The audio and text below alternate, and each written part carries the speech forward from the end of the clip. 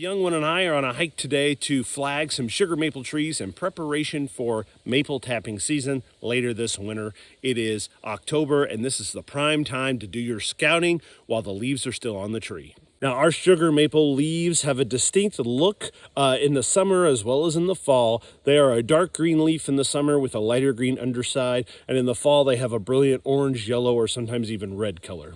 The shape of a leaf, I like to think of a hand. They have 5 main lobes or fingers, as I like to consider them. And then in between those fingers or lobes, you'll have sinuses or indentations that are a nice U shape. The edges of the leaves are also going to be smooth, and so that makes it easy to distinguish between the red and the silver maples, which don't have all of those features within their same leaf. Red maples, you might have smooth edges, but you have more of a V-shaped sinus. Silver maples, you might have more of a lobed sinus, but you're going to have sawtooth edges. Trees that I find that are big enough for tapping are going to start having ribbons of bark slowly peeling away. This is different than shagbark because shagbark have almost this flaky texture.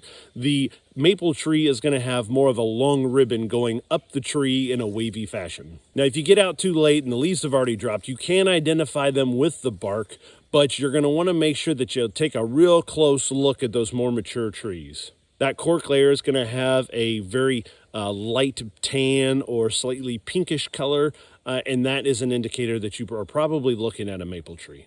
Sugar maples tend to start out as an understory tree, and so if you want to find mature sugar maples, oftentimes we see the larger ones on the north-facing side of slopes as well as old fence rows. In fact, old fence rows are probably our most successful finds. It has been my experience that we find our biggest maple trees along the old fence rows or on the edges of old homestead areas.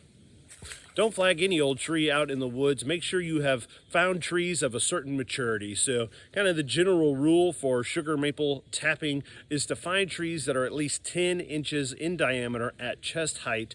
Those size trees and bigger, so if you think about like a dinner plate, are going to be safe for tapping in the sense that that wound will heal and will be ready for you next winter. Also, when you're flagging, consider a backup to your tape. Sometimes flagging tape can fall off or disappear or get pulled off by a critter. So you can always use a mapping app of your choice that allows you to pin trees, and then that way you've got a GPS backup. If you want more than 1 pancake worth of syrup, you're going to need to be looking for enough trees that will provide you at least 40 gallons of sap, because that will translate to about 1 gallon of maple syrup. If you're unable to be out in the woods this time of year, either because it's too dark or too rainy, then sit back and relax and wait for the sunshine to come out by watching another Grateful Ambition video.